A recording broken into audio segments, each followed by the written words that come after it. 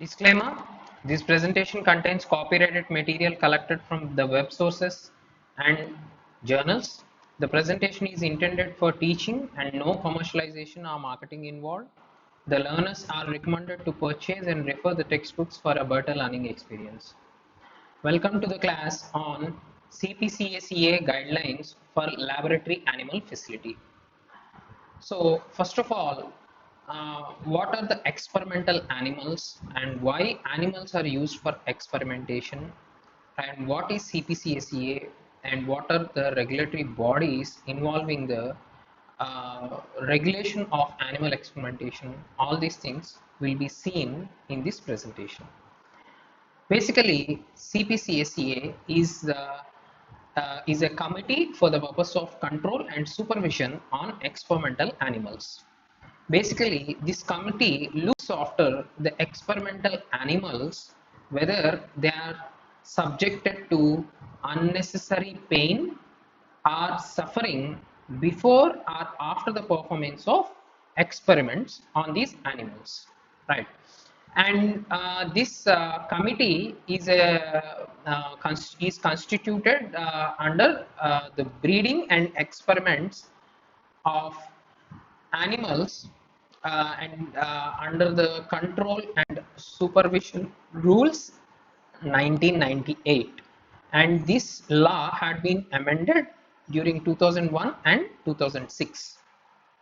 So the basic objective of this committee is to look after the animals, look after the welfare and husbandry of the animals.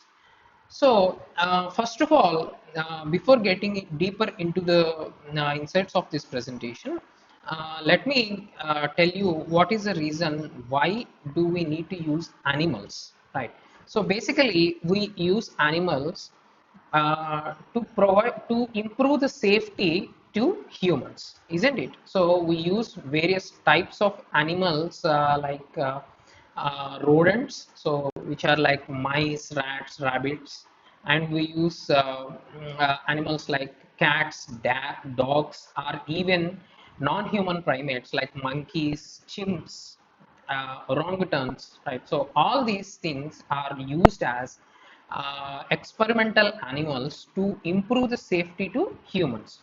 So the basic idea of performing animal experiments is to ensure that the drugs are safe to be trialed in humans before they pass the preclinical testing. So before they pass the clinical testing, sorry, right? So basically, once a drug passes the preclinical testing, it goes to the clinical testing. So clinical trial one. So during the clinical trial one, so it will be subjected to humans, right? So in the humans, the drug will be trialed. So in a very less number of humans, such as 10 to 15 healthy volunteers, the drug will be tested whether it is safe to be used in humans or not, right?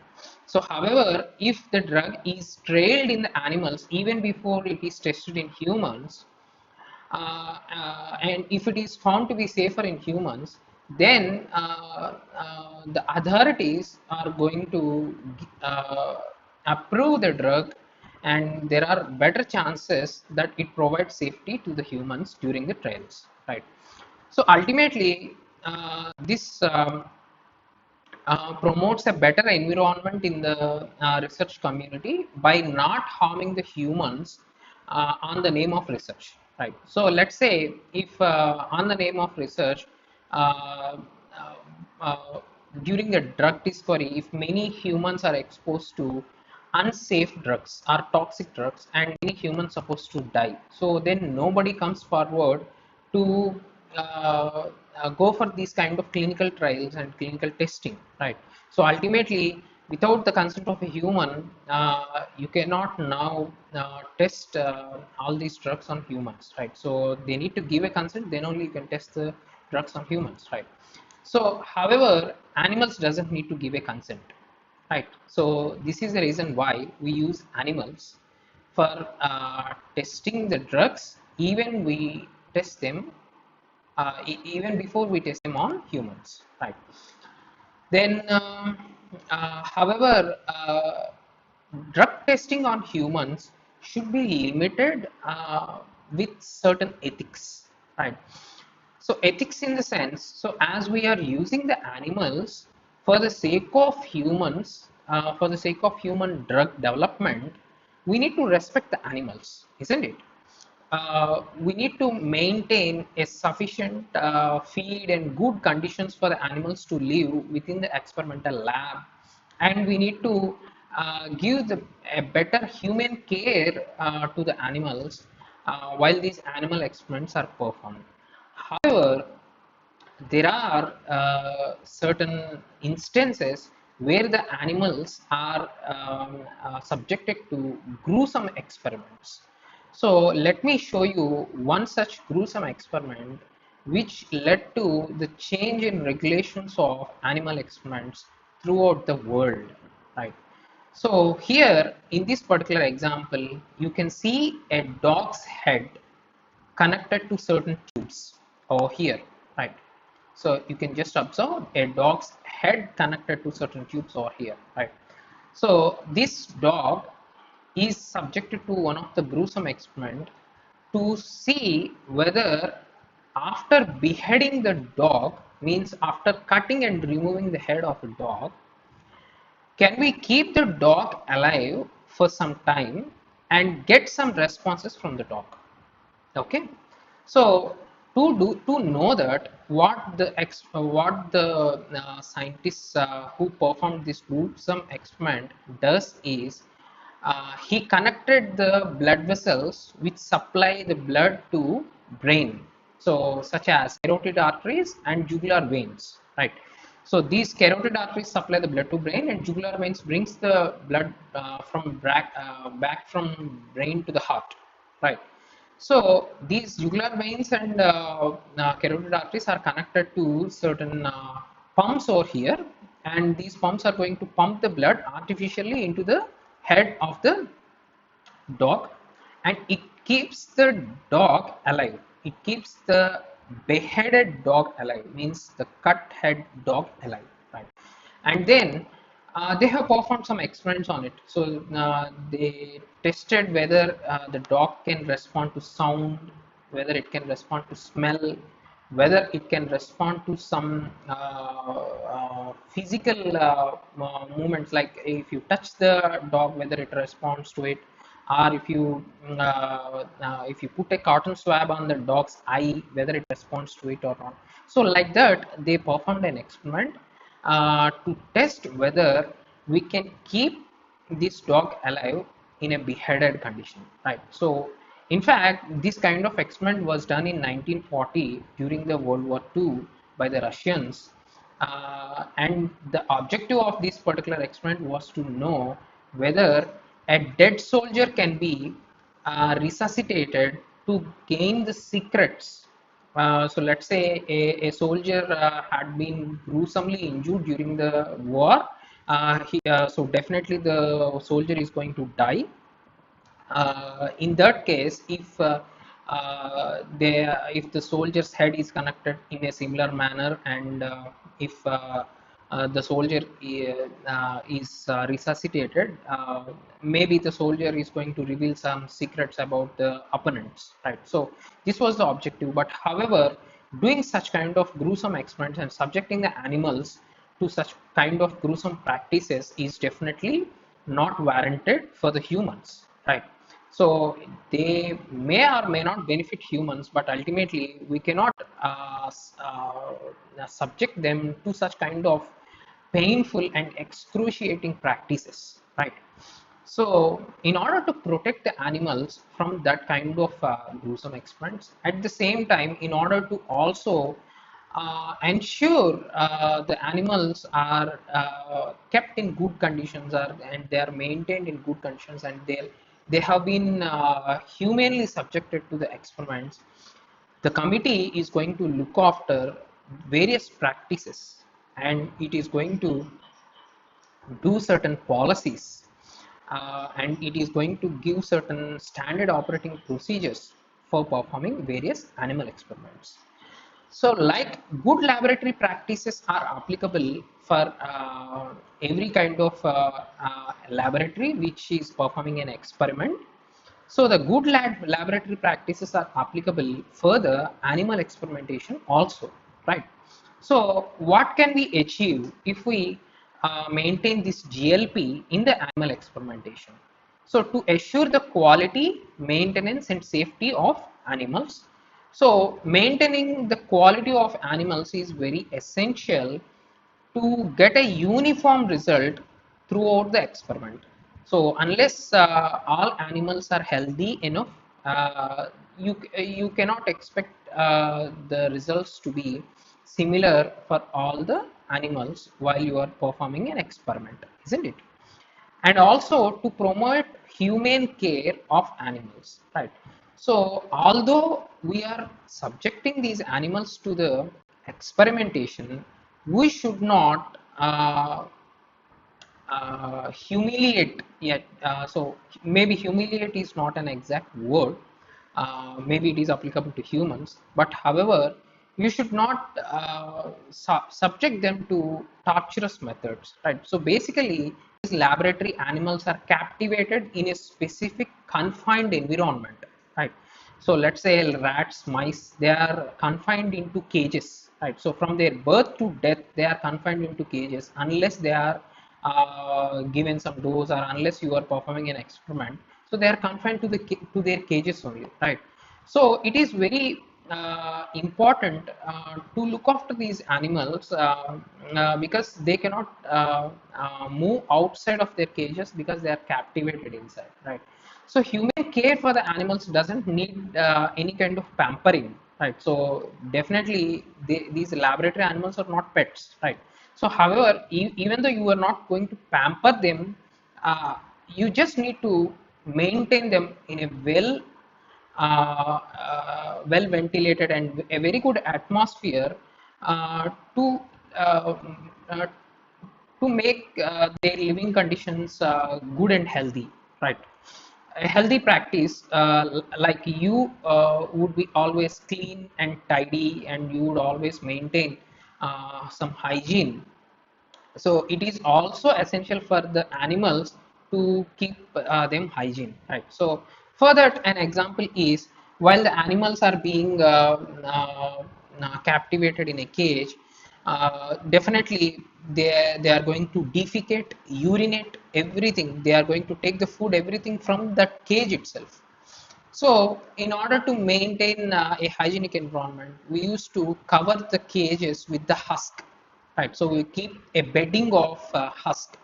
So this bedding of husk need to be changed daily, right? So in case if you don't change it daily, so by the next day the bedding is going to become wet with the urine, with the feces, or with the water the animals are drinking and urinating, and all these things makes the bedding wet, and even fungus would start getting developed on the bedding, right? So so it is our minimum courtesy and it is our ethic to maintain a healthy and hygienic environment to the animals which are being sacrificing their lives for the sake of human experimentation, right?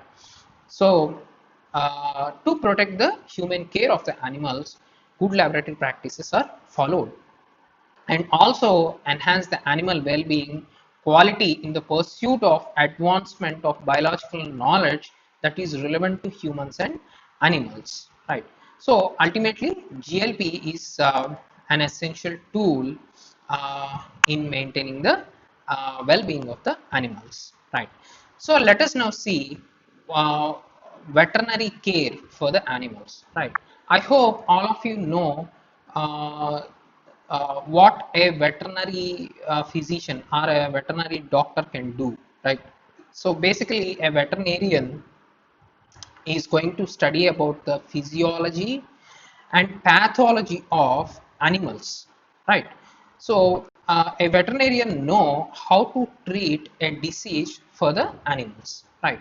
So if a group of animals are subjected to some experiments and then they are rehabilitated, means they are not sacrificed or killed, they are left for some other experiment. I mean, they are kept alive for future experiments, right? So in that case, after an experiment, if the animals are become sick or if the animals are become ill, so after an experiment, it is our minimum courtesy to treat the animals and not just leaving them to their own, right? So we need to treat the animals to make them healthy again until they are subjected to next experiments, right? So that's the reason why a veterinarian is always required for an animal house, right? However, it is difficult for all the animal houses to recruit a veterinarian separately, right? So because a veterinarian is definitely going to charge a lot for continuously being in an animal house. So that's the reason why you can also recruit a veterinarian in a part-time assignment, or a consultative veterinarian can come and look after the animals, or a consultative veterinarian is going to daily observe and get the data from an animal housekeeper in such a manner that the health of the animals is always taken care with the help of a veterinary doctor. Okay, so basically the veterinary doctors or veterinarians duties include establishment of appropriate policies and procedures. So these policies and procedures could be how to handle the animals and how to feed them, what are the conditions in which these animals need to be maintained, they like kind of temperature, relative humidity, and what kind of feed should be given, and what kind of environmental conditions need to be maintained uh, uh, during their pregnancy, or uh, after the birth of neonates, right? So like the pups, right? So how to take care of them, so all these things, right? So at the same time, what are the best practices while performing animal experiments? So all these things should be properly designed, and all these devised methods need to be properly followed within the animal house, and the establishment of all such procedures within a local lab is a duty of a veterinarian, right? And then reviewing protocols and proposals, right? So basically whenever someone wants to perform an animal experiment, so they need to give an application to the institutional ethics committee, institutional animal ethics committee, right? So this institutional animal ethics committee is composed of various members who is technically sound and knowledge on animal experimentation. At the same time, there will be certain people who are completely kind of orthodox, so who completely uh, uh, again may not be completely against the animal experiment, who supports the animal well-being, right? So if you are performing an experiment on animal, so you should also take care of the animal well-being. So this person is going to promote that well-being of the animals, and there will be a veterinarian also. This veterinarian is going to review the protocols and observe whether such protocols are going to subject the animals to any kind of excruciating pain or so and so. In that case, what has to happen to the animals after the completion of experiments, whether they need to be kept alive or sacrificed. So all these things will be reviewed by a veterinary physician. At the same time, animal husbandry and animal welfare, so so their reproductive cycles, right? So during their reproductive cycles, how the breeding of animals has to be performed. So if the animals are being bred for a long time, or the animal facility has a license for breeding, so in that case how the animal house needs to be equipped. So all these things need to be taken care by the veterinary physician, and monitoring occupational hazards containment, right? So occupational hazards is something unexpected, right? So unexpectedly, if some animals are if many animals are exposed to some toxins, are exposed to some infections, right? So just like bird flu or swine flu, right? So bird flu is for birds and swine flu is for pigs, right? So in a similar manner, if any kind of viral infection or bacterial infection or any kind of microbial infection infects all the animals at a time, and all the animals are dying one by one. So in case of such kind of occupational health hazards to the animals, how to contain that, right? So that also is one of the duty of the veterinarian. And zoonosis control programs, so this is also one of the essential thing. So zoonosis is infection from the animals to humans, or humans to animals, right? So zoonosis is the movement of infection from the animals to humans, right? So let's say the animals within the animal house are infected with some tuberculosis, like non-human primates, like monkeys or chimps are being are the animals for experiments. In that case, there is a possibility that the monkeys isolated from the forest or isolated from the community are known to have tuberculosis infections. So there is a possibility that these tuberculosis infection could occur to the researchers who are experimenting on them, right?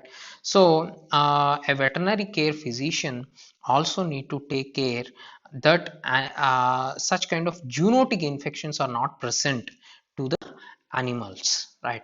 And then supervising animal nutrition and sanitation. So anyway, he doesn't need to be always be there to maintain the sanitation, but a veterinary care physician should also look into whether sufficient kind of nourishment is given to the experimental animals, and sanitation of the animal house or sanitation of the place where the animals are being subjected for experiments. So whether all these places are clean, neat and tidy, right? So all these things are various roles of a veterinarian, right? Then what are various requirements during the animal procurement, right? So you cannot just bring the animals to an animal house um, just by putting them in a bag, or just you cannot carry them as such, right? So there is a way to be lawfully carry them. Animal procurement should be performed lawfully, right? So we will see various specifications for the transportation of animals and the sizes of cages, and how many animals need to be kept in each case while these animals are being transported, and all these things. There are certain specifications, right? So while procuring the animals and while transporting these animals from the breeding place to the experimenting place, right? So there should be multiple requirements, so we'll discuss them. So they are the lawful things. Apart from that, after and each and every animal procurement, each consignment of animals should be subjected for the compliance, right? So compliance include various factors such as whether they are on par with the procurement specifications or not, right? So let's say if someone wants to procure um, somewhere around some 50 male vista rats, okay? So whether they are males or females, Vistar or Sprogdali or some other strain of rats, or whether they are male or not, right? So these are procurement specifications. And apart from that, some other things include whether they are all from the uh, uh, same species or not, right? So identifying the species difference is also a tricky job, which would be possible only for the experienced animal care physicians, or the veterinary physicians who are experienced in that. Apart from that, whether they are having any infections or whether they are having any kind of other diseases which limits them from using for animal experiments. So all these things need to be tested during the animal procurement. And animals should be quarantined and stabilized according to the procedures appropriate for the species and circumstances. So quarantine is a very essential part after the animal procurement. So generally this time of quarantine lasts for around 1 week to 6 weeks, depending upon the type of animals or the species of animals. For the smaller animals, it is around 1 week, and for the bigger animals, it is around 6 weeks, right? So basically, what is this quarantine? So quarantine is nothing but the period of acclimatization for the animals. Okay, so just imagine yourself being in a new environment, right? So let's say you are going for a training to a new place for 1 week or for 10 days, right?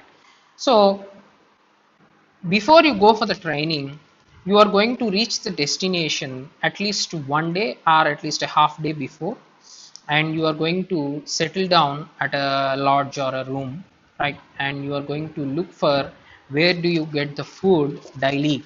So you need to get the breakfast, lunch and dinner. So you are going to look after where do you get all these things. Well, you are going to look after certain minimum amenities, like where do you get the hot water or all these things, right? So in a similar manner, you need to give some time for the animals to acclimatize to the new conditions after the procurement of animals, right? So you are now shifting the animals from where they are born and brought up to a place where they are going to be utilized for the experiments, right? So that's why these animals need to be acclimatized. So they need to be maintained in the new place without any experiments, with sufficient care, nursery, food, water, ventilation. So all these kind of conditions need to be maintained in a uniform manner for at least 1 to 6 weeks, depending upon the animal, in order to assure that animal is acclimatized and healthy at the new atmosphere. Okay, so then only you can go for new experiments on these animals. Anyway, we are going to look about the quarantine in a much broader angle in the next part of my presentation. Further, let us see what are the requirements for the transport of these laboratory animals by road, rail and air, right? So for each and every animal, so like mouse, rat, hamster, guinea pigs, rabbits, so all these are rodents, and then cats, dogs or monkeys, right? So for all these kinds of animals, so what are the various transportation conditions, right? So let us see that. So the maximum number of animals per cage for mouse, rats or hamster is 25. So you can keep 25 animals together. So just try to remember, these are transportation conditions, but these are not housing conditions. Okay, housing conditions are different. Housing conditions in the sense, so during the transportation, you can keep the animals slightly cluttered because you cannot maintain a lot of space during the transportation, right? However, within your house, so just imagine you are traveling in a bus rail, or imagine you are living in a house. So you can just clearly imagine the difference between the spaces while you are being in a bus or while you are being in a house, right? So you have a lot of space to roam while you are in a house, but you do not have that much space to roam while you are in a bus. You are just being transported, that's all, right?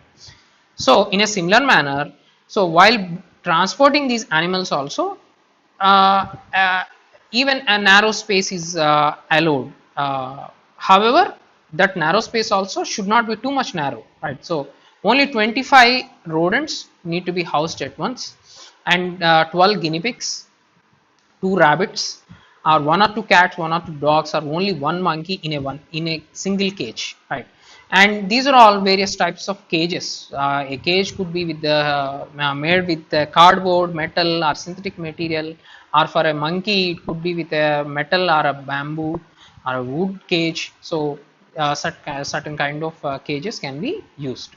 And here there is a specification of space per animal. So at least each animal, each mouse should have 20 to 25 square centimeter space while being transported. So a rat around 100 square centimeter space, a hamster similar, right? A rabbit, so around 1200 centimeter square place, right? A monkey requires around 4000 square centimeters, right? So in this manner, so each and every animal need to be captivated in minimum of this much space, and the maximum there is no limitation. Okay, at least this much space is minimum, right? And minimum height of the box. So for the mouse, the minimum height of the box should be 12 centimeter, and for the rats it is 14 centimeter, hamsters 12 centimeter, and guinea pigs 15 centimeter, and so similarly so and so, and monkeys 48 centimeter, right? So means around 4 feet, right? So in this manner, so while the animals are being transported, so some comfortable, they should be transported in some somewhat comfortable conditions, right? So let us now see the specifications for quarantine, stabilization, and separation, right? So basically, quarantine is nothing but separation of animals until they are healthy, and until their health status as well as microbial status is determined, right? So health status is generally determined with the help of certain diagnostic tests, right? So health status can be obtained by understanding the hematology, or you can observe the behavior of these animals for some days, whether they are eating properly, and whether they are not fighting to each other in these new conditions, or are they losing some weight after shifting to these new conditions. So you need to monitor certain behavioral and their you need to weigh how much amount of food they are taking, and you need to look after any kind of diarrhea for these animals after they are shifted to new places. And so all these things need to be established. At the same time, for some animals, microbial status also needs to be established. So their feces needs to be cultivated and tested whether their microbial status is also normal, right? So it minimizes the chance for the introduction of pathogens into an established colony, right? So if you bring a new colony of animals, and unknowingly some of the new animals in this new colony are already infected with a disease, so directly you bring the animals and club them with the older animals, then there is a possibility that these new animals, because they have some infection and they may die, and along with that old animals may also die, right? So this definitely becomes an occupational hazard. So to prevent that, so they should be separated and segregated for certain time, so around 1 week or 2 weeks. And if you feel that they are healthy and their microbial status is good, then they can be clubbed with the older animals also, right? And as we discussed earlier, so for the smaller animals like rats, mice, and some of the rodents like guinea pigs, so around 1 to 2 weeks is the time for the quarantine. And for the larger animals like cats, dogs, and monkeys, and even for the non-human primates, it may last around 6 weeks to 3 months also, especially for the non-human primates which are bigger like orangutans and chimps. You may need to keep them in the quarantine for at least 3 months, right? In fact, this kind of quarantine period is not limited. In fact, so the guideline says, so until the animal is acclimatized, right? So, but however, we cannot ascertain whether it is acclimatized for some of the animals, yeah, especially for the rodents. So, because rodent behavior is completely different from the non-human primate behavior, so you cannot ascertain that as simple as that, right? And newly arrived animals should be given a period for physiologic, psychologic, and nutritional stabilization before their use. So it is so simple, you can understand that. So physiologic, so means their physiology like height, weight, so their normal diet conditions and all these things needs to become normal, right? And psychologic, so they shouldn't fight each other. And nutritional stabilization, so they should take the food sufficiently, and uh, everything should come back to normal, right? Especially this quarantine is very essential for the animals acquired from a natural habitat, right? So just for example, if you take non-human primates like monkeys, right? Even monkeys are used for animal experiments, like behavioral experiments, right? So when you bring the monkeys from a wildlife, right? So just imagine some of the monkeys, they are brought from a wildlife, and you need to perform experiments on them. So definitely when they are brought from a wildlife and captivated in a cage, so it definitely it is not in a, its mental health condition is not normal. So definitely for the first few weeks, the animals may not take sufficient food, and it may get depressed, right? So because it is out of the natural environment and it wants to go out all the time, right?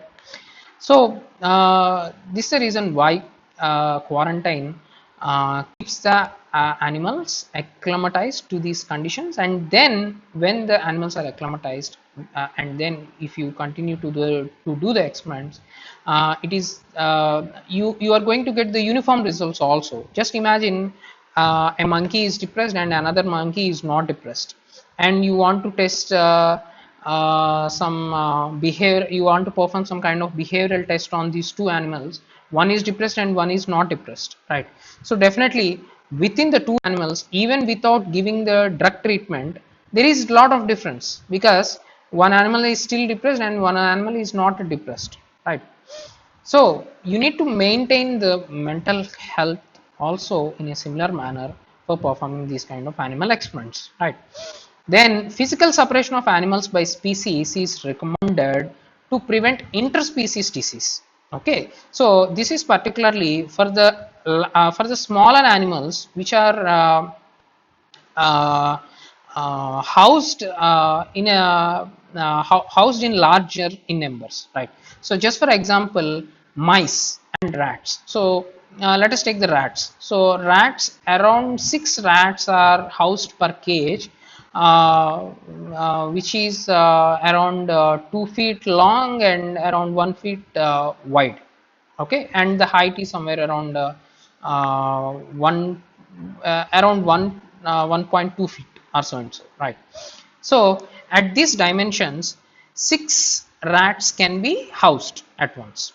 Okay, and again there is weight specifications. So these 6 rats should be weighing somewhere below 250 grams. If they are weighing above 250 grams, only 4 rats, because these are bigger rats. You cannot keep all bigger rats in the same small confined space, right? So, and moreover, while you are confining many number of animals in a limited space, there will be fights among the animals for the space itself, right? So, one animal wants larger space and another animals may not, and one animal is very strong and another animal is weak, right? So this makes them vulnerable to attacks among themselves, right? So especially this happens if interspecies, if the animals are of different species. There are like Wistar rats, Progdolly rats, and there are multiple types of rats, right? So if two different strains of rats are kept together, there is a larger possibility that they are going to fight each other, because these two are of different strain, right? So they can easily recognize that with the help of their smell, right? So there could be possibilities interspecies conflicts, so which can be avoided if they are kept separate, and separate rooms for different species. So this is sometimes is it is sometimes very difficult. You cannot maintain that many number of quarantine rooms if you are performing many number of experiments. So that's the reason why you can maintain individually ventilated cages in certain cases, right? So these individually ventilated cages, as you can observe, there is inlet and outlet of the cage directly connected to the ventilator. So this is a ventilator setup. So this ventilator is going to pump the air through the air inlet and outlet, various pipes connected to all these cages, right? So and each and every individual cage gets its own air, and whatever the air collected from these cages would be exhausted with the help of this ventilating machine directly, right? So this kind of individually ventilated cages has certain advantages. So one of the advantage is in each and every cage, so you can observe multiple cage setup is present. In each and every case you can maintain each and every species of animal, because these are individually ventilated. These animals are not kept even though these are kept side to side, they are not in a same environment, right? So this individually ventilated caging machine is going to provide specific environment to each and every case based upon the programming, right? So let's say the programming for the first row of all these cages need to be let's say the temperature or the airflow should be around 1 to 2 liters per minute, so liters per second. Then for the second thing, for the second row, if it is 5 liters per second, and for the last row, if it is 10 liters per second.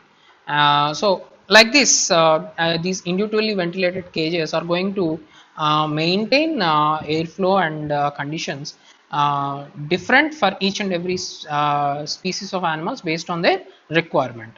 And moreover, some of the individually ventilated cage setups also are going to send the filtered air, right? So why do animals require filtered air, right?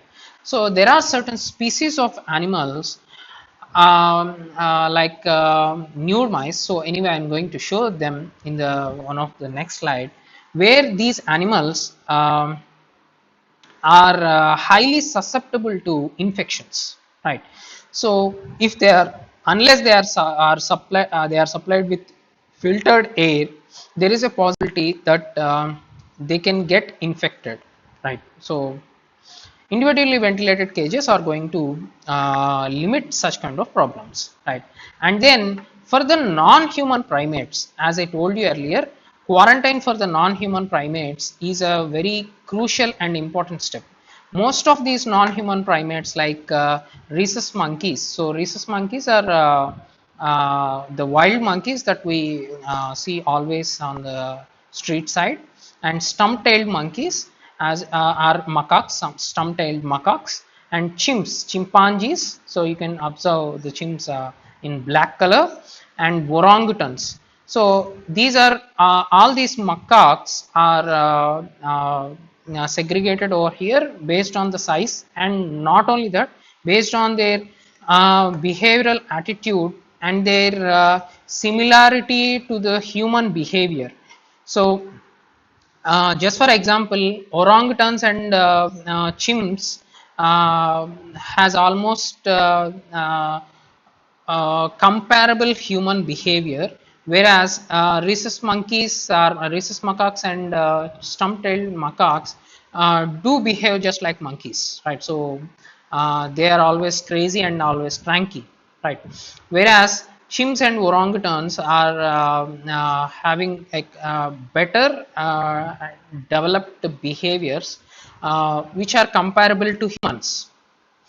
So in the case of non-human primates, effective quarantine limits the exposure of humans to zoonotic infections also. As I told you earlier, so there is a possibility that these macaques can have tuberculosis infections, so or any other viral infections. So I hope some of you might have known already that human immunovirus, so HIV, is a zoonotic infection, right?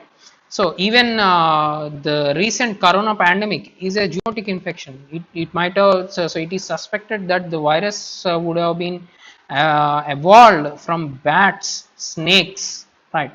So such kind of zoonotic infections could be prevented if non-human primates are properly acclimatized for at least 6 weeks to 12 weeks, and if they are maintained in a healthy and tidy condition for a longer time, there is a possibility that we can limit the exposure to the zoonotic infections as well, right?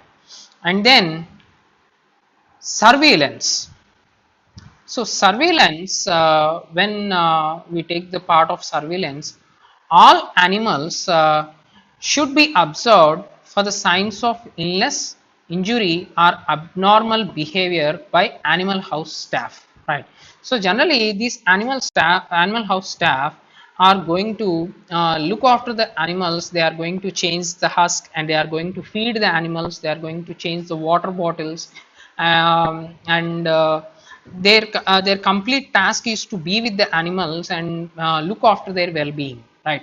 But some of the animal housekeepers and animal house staff may not be always good with the animals, because their duty is to take up the feces or urine and all the excreta of the animals. So they will be always sometimes some of the animal housekeepers will be irritated if the animals are ill, or if the animals are excreting a lot or so and so. Sometimes they may not behave properly with the animals, so they may throw the animals into the cages now while changing the animals from cage to cage.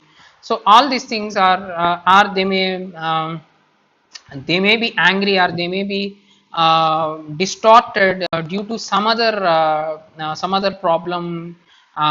So and they are going to show that anger on the animals, right? So this is something humiliating for the animals. So definitely animals have not have done nothing to the animal housekeeper. So animals would always be there in the cages and they are nothing to the animal housekeeper, right? However, because of the improper behavior, the animals could be injured, and the animals may not have the similar mental health and mental condition maintained if the animal house staff are not behaving properly with the animals. So there should be surveillance with the help of CCTV cameras, and there should be some veterinarian coming and watching how this animal house staff is behaving with the animals, possibly daily, and if not possible, at least frequent visits to the animal house is warranted. And animals that show signs of contagious disease should be isolated from healthy animals in the colony, right? So just for example, if an animal is found to be affected with a contagious disease, or if someone has a doubt that the animal is affected with an infection, right? So it is better to keep such kind of animals, just like we quarantine them away. uh, uh, we need to keep such kind of contagious animals away for certain days until these animals are healthy again. And if an entire room of animals is known or believed to be exposed to an infectious agent such as Mycobacterium tuberculosis, right? So then the group of animals should be kept intact and isolated during the process of diagnosis, treatment and control. So during the diagnosis, treatment and control, so which you are going to look in the next slide. So such kind of animals which are exposed to any kind of pathogenic microorganism need to be kept intact and isolated. Okay, so diagnosis tests need to be performed by an experienced physician by wearing the personal protective equipment, PPEs, right? So anyway, you are going to see that also, right? Then diagnosis and treatment. So as I told you earlier, while you bring some animals from a breeding ground or from the wildlife, the animals are extracted and brought from wildlife sanctuaries to the experimental labs, let's say. In that case, these animals need to be diagnosed for the presence of any kind of infections or for the presence of any kind of diseases. And this can be done only when you know what are the hematological data for the laboratory animals like mouse, rats, hamsters, and up to the monkeys. So the hematological data for the monkeys would be somewhere near to the humans. So just let us take the RBC count itself. So for the humans, the RBC count is somewhere around 3 to 4 millions per mm cube. You can observe the similar kind of RBC count for 3.5 to 6.9, somewhere around 7 millions per mm cube, right? So for the monkeys, many other parameters, many other blood parameters would also be slightly similar to humans. However, for other animals, they are going to differ. So just for example, lymphocytes in the mouse would range around 95%, whereas in the rats it is 85, and for the guinea pigs it is 72% only. And when it comes to neutrophils, mouse has around 40% of neutrophils, whereas rabbits have around 75% or of neutrophils, right? So in this manner, so there could be a possibility of hematological data from species to species of animals, right? So you need to ascertain such kind of hematological data and also some of the biochemical data like proteins, albumin, urea, nitrogen, creatinine, bilirubin, cholesterol.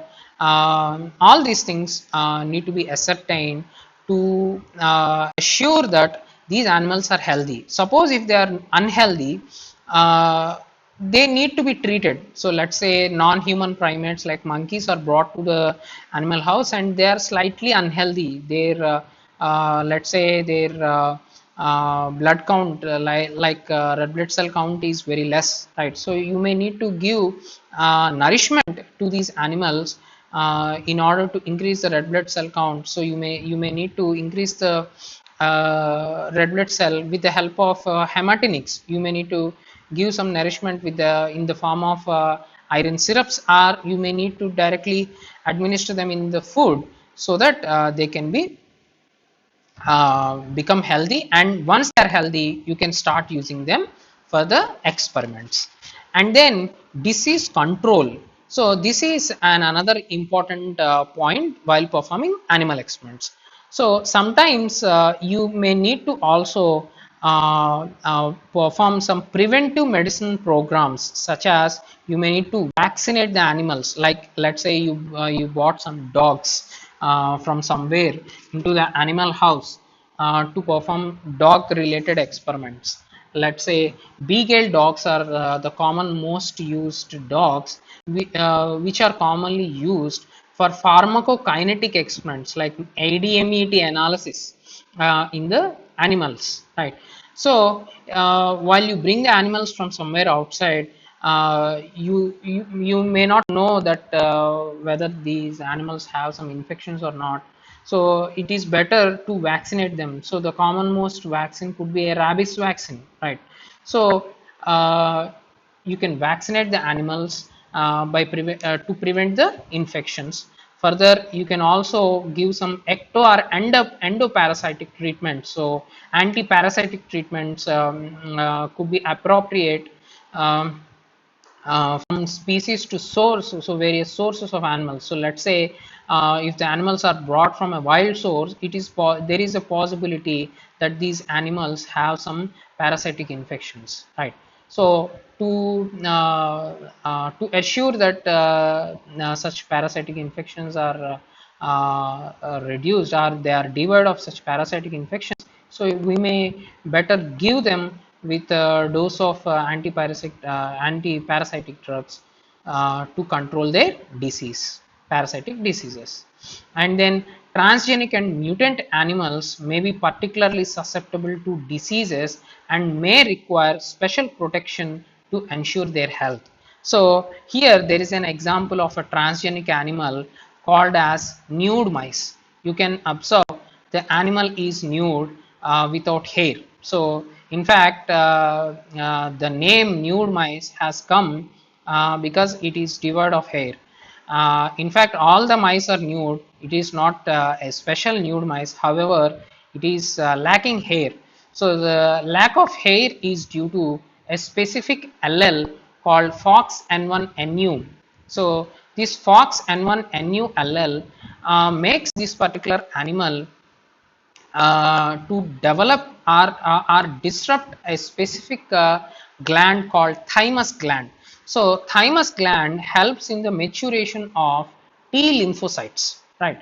So this matured T lymphocytes are going to fight with various infections. So that is the function of T lymphocytes. However, in these nude mice, such maturation of thymus glands would not happen. Because of that, these nude mice would be devoid of T cell maturity. So even though T cells are present in these animals, so these T cells would not function as the actual T cells.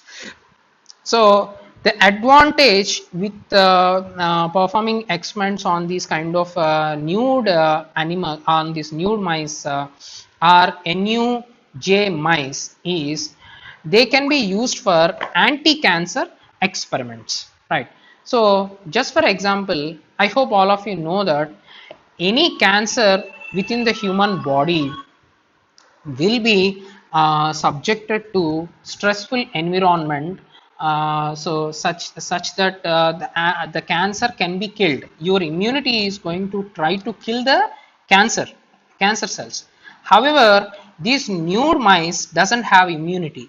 Because of that, if you inoculate any cancer into these nude mice, definitely that cancer is going to survive, because immunity is not present in these animals. Okay, so this is how such kind of transgenic animals can be used. However, these transgenic animals do not have immunity. So because of that, this is highly susceptible to any kind of infections, right? So earlier we discussed IVC cages, so individually ventilated cages fitted with the filters. So when you maintain such kind of animals fitted with the filters in the IVC cages, then they will survive. Otherwise, if they are exposed to the normal environment like all other mice and all other rats, there is a possibility that they would die, because they do not have immunity. If they become infectious, they would definitely die because they lack immunity. So they should be maintained with special protection to ensure their health. And then systems to prevent spread of disease may include facility design features, containment, isolation equipment, and use of standard operating procedures. So generally some of the systems now to prevent the spread of infections is, as we just discussed, IVC cages, and apart from that, use of standard operating procedures, right? So while handling such kind of animals which are highly susceptible to any kind of infections, you cannot just simply go to them and work with them with the bare hands, right? So you need to always maintain sterile dressing, right? So whatever the dressing you wear, aprons, pants, or whatever the mask, gloves, and everything what you wear should be away from the dust. So before entering into the room where such kind of animals are maintained, you should go through a specific room where a lot of air is blown on your body, face, and on your whole dressing, so that the dust will be removed from your dressing. At the same time, whatever the aprons that you wear should be properly decontaminated and sterilized after each and every use, in order to assure that they are not carrying any kind of infectious pathogens, right? And moreover, the way you handle these animals and the way you breed these animals, so whatever the cages these animals are maintained should be properly sterilized by UV, and the husk should be properly sterilized by heat sterilization, or they should be sterilized in a pressure cooker, right? So like this, there should be a standard operating procedures while handling such kind of animals, in order to protect them and prevent spread of any kind of disease from one animal to another animal. And training animal care and research staff is essential to prevent spread of animal diseases. So definitely, when such kind of rigorous and strict practices need to be maintained within an animal house for disease control, so such kind of training need to be given to everyone who is entering into the animal house. So whether it is animal house staff, or research scholars, or the teachers, animal house keepers, so everyone need to be trained to prevent the spread of animals. So if you are using or let's say you are dosing for the animals of various species, so while you are dosing, you cannot use the same pair of gloves for the normal rats and this kind of nude rats or nude mice, right? So because if you hold this nude mice with the same hands, with the same gloves, there is a possibility that the infections from the normal rats will get into these particular mice and make them contaminated. So just like for the coronavirus prevention, like you are sanitizing your hands while you are handling these kind of animals, you supposed to sanitize your hands, and you supposed to change your dressing while handling such kind of animals, in order to protect their well-being. And then cells, tissues, fluids, transplantable tumors that are to be used in the animals should be monitored for infectious or parasitic agents that may cause disease in animals, right? So this is another important thing. So generally, animals are transplanted with the transplantable tumors, right? So just for example, some kind of tumor grown in the humans needs to be further tested unknowingly, or so unfortunately, the cancer affected individual is dead.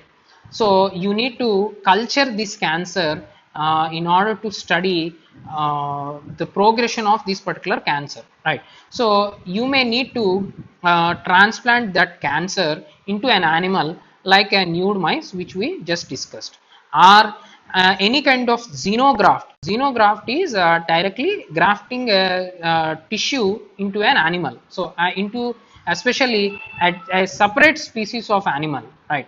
So any kind of xenografts, when they are transplanted into such kind of animals, so these xenografts are any kind of bacterial cells, or human cells, or any kind of fluids. When they are being transplanted into animals, they should be away from any kind of infectious or parasitic agents, right? So otherwise, instead of growing the tumor of our interest, the animal may start growing the infectious agent, and that could definitely cause the animal to die, so which definitely causes a loss for the animal, I mean in the form of lost animals. So a lot of money is wasted for these experiments. And then what are all the minimum laboratory services required for facilitating animal experiments. So these laboratory services include necropsy. So means gross necropsy. You need to open the animal and see various organs, observe the weights of various organs. So for visual observation and also for weighing and all these things, for performing the animals, so various surgicals are required. So for all these things you require necropsy setup. And then histopathology. So histopathology, so you are going to take up an organ from the animal and then you can check whether the tissue is so the tissues microscopic properties are observed. Just for example, liver's hepatocytes are, I hope all of you remember, they are hexagonal in shape, right?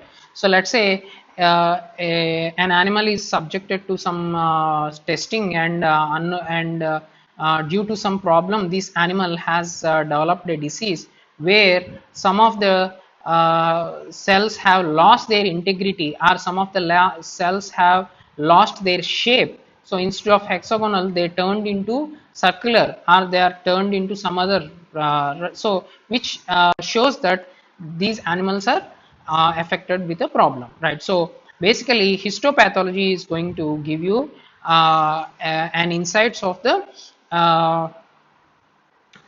and insights into the tissue pathology, right? And then microbiology. So again, so microbiology comes when you are dealing with any kind of infectious diseases. So microbiology and clinical pathology. So you need to understand what is happening to the uh, uh, animal behavior or certain clinical conditions due to various pathologies. Let's say the animals are induced with diabetes. So later, after performing the experiment, if you know, so what are all the clinical pathology, just like losing the weight, or reducing the food consumption, or turning off urine to yellowish, or glucose being eliminated in the urine. So all these are clinical symptoms, right? So clinical pathology, for the sake of clinical pathology, so such services need to be ascertained in the laboratories. And then serology, so which includes hematology and parasitology. So apart from that, any kind of specialized testing are the common most routine testing, so should also be present in the laboratory. But anyway, maintaining all these services within the same laboratory is a difficult task, definitely, right? So that's the reason why any kind of facilities from other laboratories, such as the national laboratories or any kind of consultant laboratories, could also be taken. I mean, you could also take help from such kind of national laboratories in order to perform these laboratory services and laboratory experiments. So at least minimum setup should be present as a part of laboratory services, and some specialized tests can be performed at the national laboratories. And then an important thing, education for technical personnel. So technical personnel include animal housekeepers, right? So these animal housekeepers need to learn basics. So generally they should have a basic education around up to 8th standard, and then they need to learn about all these basics, like definition of plants, animals, and types of animals, and so and so, and what are the specifications for animal rooms, and what are and how do you need to handle the animals, and what are the ways to maintain the personal hygiene, and what are the ways to handle the emergency situations. And all these things need to be in all these aspects, technical personnel need to be educated.